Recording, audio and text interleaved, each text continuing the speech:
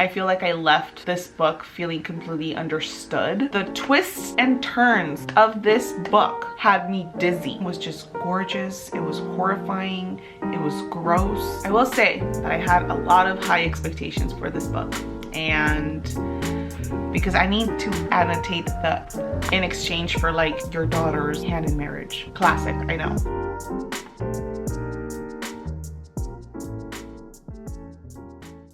Hello, buenos dias, good morning or good afternoon, whenever it is that you're watching this video. It is time to talk about some books. In particular, the books that I read in October. I feel like I haven't done any sort of book wrap-up videos at all. I haven't kept you guys updated with what I've read, what I thought about them. So I'm gonna be talking about the books that I read in October. I already have here my cup of coffee. Your girl needs some coffee today because I've been doing a 6 a.m. morning routine reading challenge, and I'm usually a morning person, but for some reason this challenge has been kicking my butt. I think that video should be up already. I think that's what I'm doing. I think I'm putting that one up first and then this one. So feel free to check that out if you haven't already and let me know what you thought. If you are new here, hello, welcome. My name is Kim. I am an author illustrator, and here on my YouTube channel I like to talk about books. I like to share cozy content about writing, lifestyle, and lots of reading. Isn't it beautiful how stories and books bring us all together? I think it's beautiful. So with that being said, I hope this video is not too chatty, so please grab yourself something to drink, some snacks, and let's talk about some books.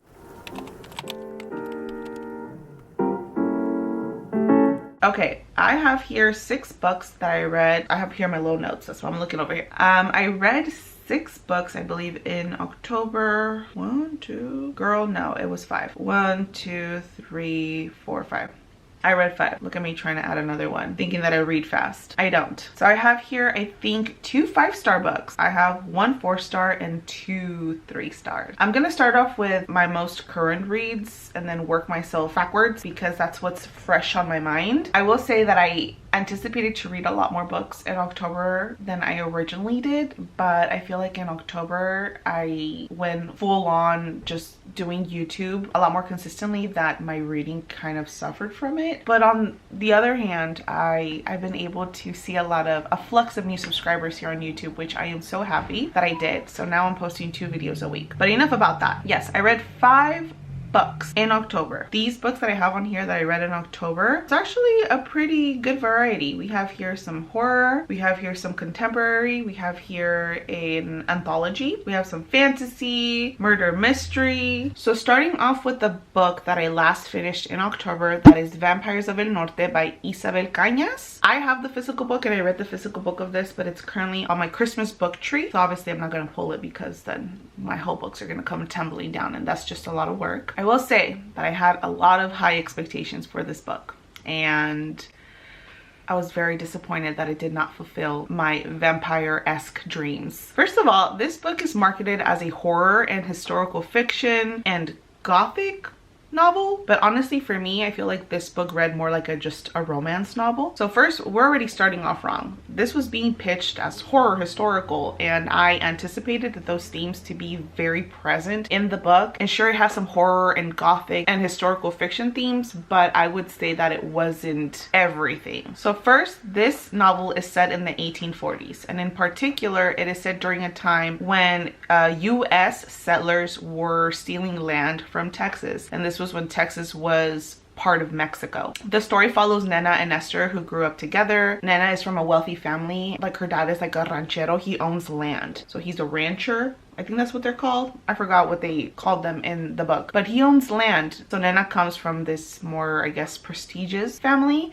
And Nestor, on the other hand, he is an orphan and he doesn't come from much. So of course, back in those days, Nena, coming from a family like Nena's, you're supposed to marry rich, because back in the day they used to trade land in exchange for like your daughter's hand in marriage. Classic, I know. So of course, you already know where I'm going. So Nena and Esther grew up together since they were little, and this follows like that forbidden love type of trope. So the story starts pretty fast. Right off the back, Nena gets bitten by something animalistic that we don't really know about, and Nestor is with her. After that bite, Nena is thought to have died, and so Nestor kind of flees where he lives. So fast forward to like 9 years later, Nestor gets like this letter from, I forgot from who, someone from back in the ranch where he used to live, saying if he can come back and help them fight the settlers that are trying to take and invade the land that they live on. So that's where the historical fiction comes into play. That was like an actual very big thing that happened back in the 1840s when United States settlers were stealing land from Mexico. So of course Nestor comes back to his homeland where he grew up, and he ends up finding out that Nena actually did not die. So Nestor joins Nena's dad amongst a whole bunch of vaqueros, that's what they're called. I think that's translated into cowboys. And they go off and fight the settlers. And Nena joins them because Nena is a healer. She practices medicinal healing. So she joins her dad and Nestor in this battle so she can take care of the wounded in the battle that they're about to have. So in this battle, they not only are faced with the settlers, but they're faced with something more darker that is attacking the vaqueros and kind of leaving them scared without any memory or trace of what happened, with little puncture wounds in random places. So the entire story takes place around this battle that is happening with the settlers and the Mexican indigenous people of this land. But I feel like we're mostly following Nestor and Nena and their love story, because when Nestor comes back and finds out that Nena didn't die, it's about them rekindling their romance, their relationship, their friendship. One thing that I did like about this book is that it does highlight an important historical moment that actually happened, but what frustrated me was that there was like no additional context about this very important history that happened, because you don't really see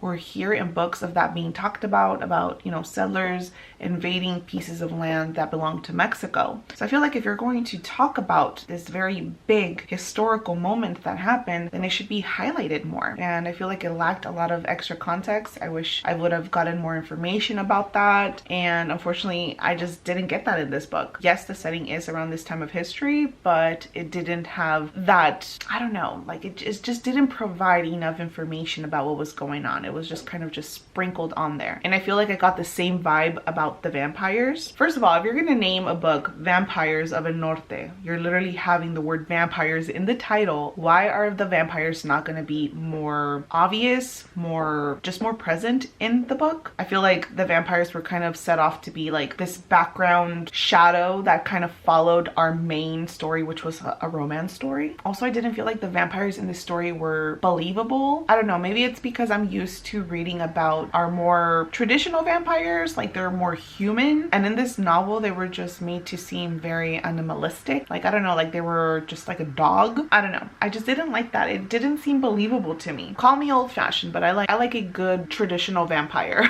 And also for some reason I kept thinking about Outlander. I don't know if you guys are fans of Outlander, but I love Outlander. I haven't read the books, but I've watched all the episodes that are out. And you know, Outlander is a fantasy historical fiction based series, and I personally feel like that they've executed it very well, to where they talk about the issues that were happening with England and Scotland and how England invaded Scotland. And I feel like Outlander did really well with adding magical realism into that entire pot. Like, they just did it so well, and I wanted to get that from Vampires of el Norte, but it just lacked. It lacked so much. I feel like it would have been so cool to have made the vampires in this novel more present, for them to have more of a backstory. Why are they there? Who created them? They seemed like not very important to the novel, yet the title of this book is titled Vampires of el Norte. So that was disappointing. So yeah, I feel like the historical fiction part and the vampire part was just kind of sprinkled along the story. I didn't really feel that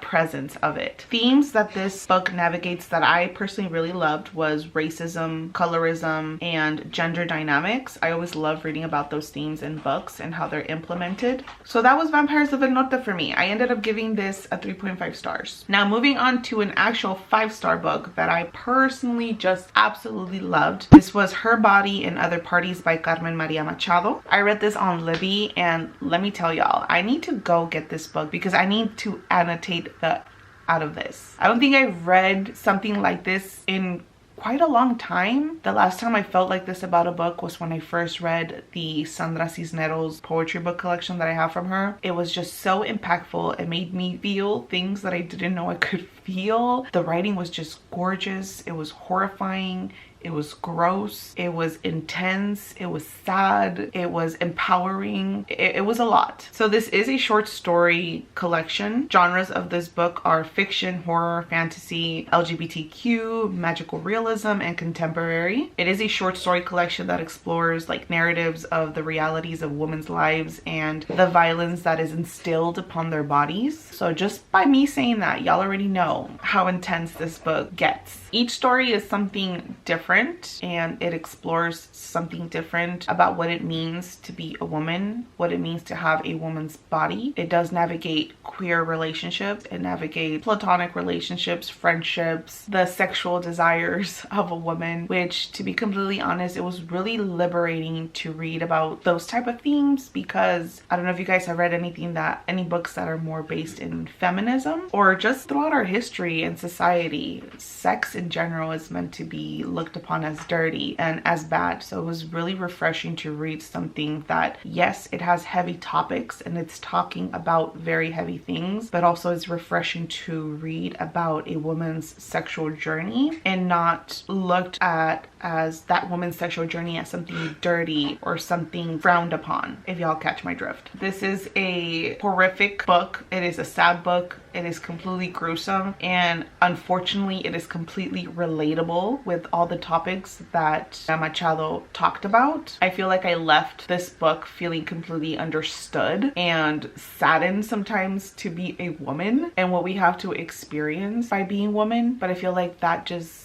goes to show how effective Machado's writing was in this book. My favorite story in this collection of short stories was, I think it's the first one, but it's called Bad Mothers. And the writing, I'm telling y'all, the writing and the prose is just absolutely beautiful. I'm definitely going to be reading more of Machado's works. I even just found out that she has a graphic book. I think it's called The Low Woods. So I'm excited for that. I'm a huge fan. I became a fan instantly. And the audiobook was really good. So if you guys want to read the audiobook, I highly recommend it. But again, please look up the trigger warnings because there's a lot, and take breaks in between reading this book. The next book that I read was a physical book, and I have it right here. It is Such Sharp Teeth by Rachel Harrison, and this is a werewolf novel, which again, I was very excited about. I love reading about vampires and werewolves and witches and all that fantasy stuff. But again, this fell short on what I really wanted to get out of this book. So this book follows our main protagonist, whose name is Rory, who lives in, I believe this is based like in our world, like in...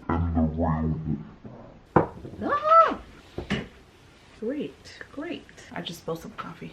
Oh wow. Anyway, back to what we're saying. So this book is based in our world. So it's a contemporary fiction book, and it follows our main protagonist, whose name is Rory, who lives in the city. I don't know what city that is, but she lives in a very busy city, and she ends up moving back to her hometown to help take care of her twin sister, who ends up getting pregnant, but she's not with her baby daddy. So she asks her sister if she can come move in with her to help her with her pregnancy and her delivery. So Rory comes back to her hometown and she moves back, and on her moving back, one of those nights she is at a bar and she runs into an old flame, and as she is leaving the bar by herself, she ends up going back home by herself to her sister's place. She actually ends up getting attacked by a sort of animal that she doesn't remember what it was, but she ends up surviving the attack the next day and doesn't really remember what happened. So fast forward to a few days later, she ends up getting sick and she puts two and two together, and she ends up finding out that she got bitten by a werewolf. So that means she herself is turning into a werewolf. I don't think that's much of a spoiler because it even says it here on the back. So this book is mostly about her trying to navigate what the heck she's gonna do now that she's a werewolf. She ends up rekindling that old flame, whom, by the way, I didn't really like Rory that much because I feel like she was kind of leading on this poor guy, and she used to do that back in the day because apparently they used to go to high school together. You could see the type of personality that Rory has, and it was very much that I'm gonna lead you on just because it's fun type of attitude, and that was kind of mean. And I feel like she was still giving off that vibe in the very beginning of of her rekindling this relationship with this old flame. So that was a little bit of annoying. So that's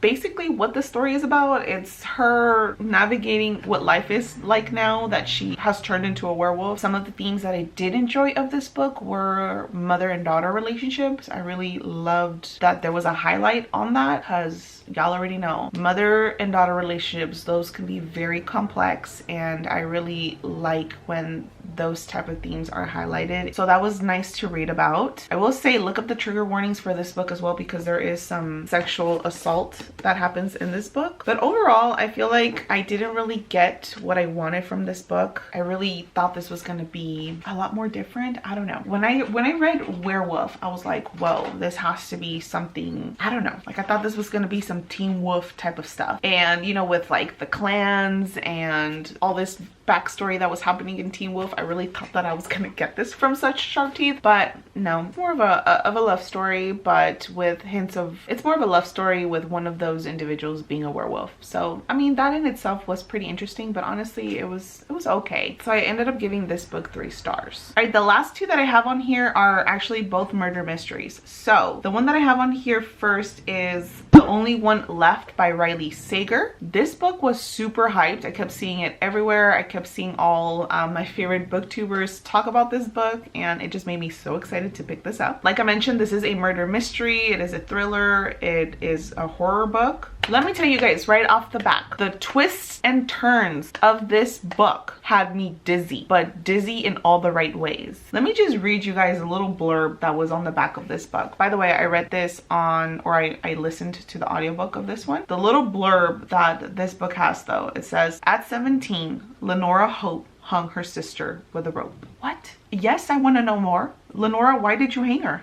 What happened? So of course you want to read this and figure out what in the world happened. So this book is about the Hope family and the murders that happened in 1929, who the police ended up suspecting Lenora, who was the only survivor of the murders, but they never had enough evidence to prove that it was Lenora. So we fast forward like a good almost 50 years to 1983. That's when we meet our actual protagonist, whose name is Kit. She is a home health aide who is scheduled to go and take care of Lenora, who is very well now in her, I don't know, like 80s, I would say, or 70s, something around there. So she is sent to take care of her. And at this point, Lenora has never told anyone what happened the day that her entire family was murdered. And for some reason, she decides to tell Kit everything that happened. So in between the book, we are also getting information about Kit's story.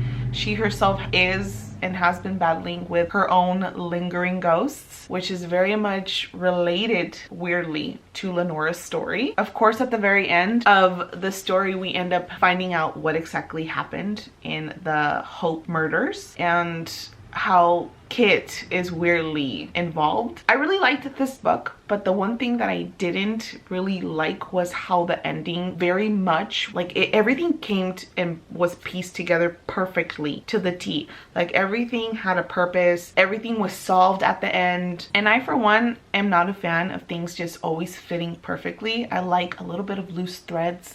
I like being left wandering. And for some reason, like Lenora and Kit, even though they're like completely different people, they've never met each other, for some reason they just ended up being paired together and end up being part of what happened. It was weird, but it was good. I mean, it kept me on my toes. It kept me wanting to continue reading, which is always a good sign. Yeah, the ending was just way too perfect for me. It was like a little too perfect. So I ended up giving this book 4 stars, but I mean, I still really much enjoyed this book. If you love murder mysteries and thrillers, I highly recommend this book. So the last book that I have here on this list is Vera Wong's Unsolicited Advice for Murder by Jessie Q. Sutanto. This is a contemporary murder mystery. This book was quirky, it made me laugh, it was heartwarming, which are all very weird things to say about a murder mystery, but I think that that is what made this book so effective and memorable in my brain, was that we are talking about a murder mystery, yet it's funny and it's heartwarming. It makes you want to care about our main protagonist and actually really love her. So we're following our main protagonist, who is a 60-year-old Chinese woman whose name is Vera Wong, and she is a self-proclaimed tea expert. She owns a tea shop in San Francisco, but lately she's been having a little bit of too much time on her hands. Her husband did pass away and her son is off in the city working a full-time job that barely calls her or pays her not too much attention. So one day Vera wakes up to find a dead man inside of her tea shop. Of course she calls the cops. The cops come, but they don't really pay much attention to trying to figure out what happened to this man. So what does a 60-year-old woman who has a lot of time on her hands do? That's right, she sets out to try and solve this murder mystery. I cannot stress enough how quirky and funny this book was. It made me care about Vera Wong, and I feel like that is such an effective book when you feel like you can absolutely care and love a character in the book. You can just see the personality of Vera Wong. Every time I was reading the book, for some reason, my mom came into mind, my aunt, and it was just funny because you get the type of personality they have, and that was just, I don't know, it was just very relatable.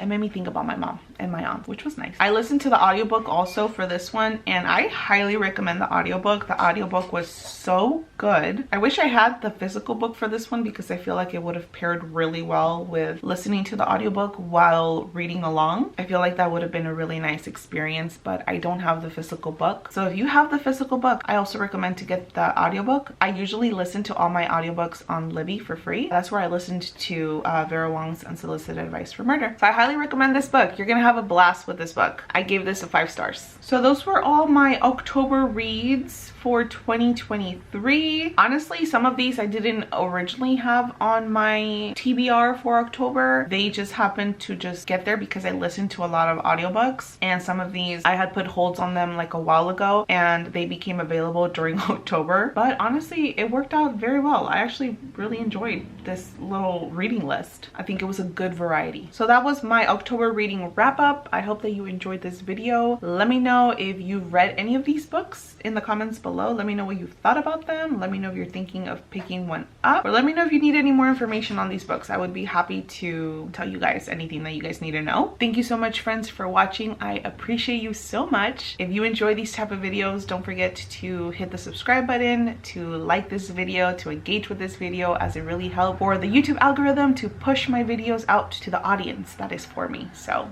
that would be very much appreciated. Until next time, friends, take care, and I will see you all very, very soon. Bye for now.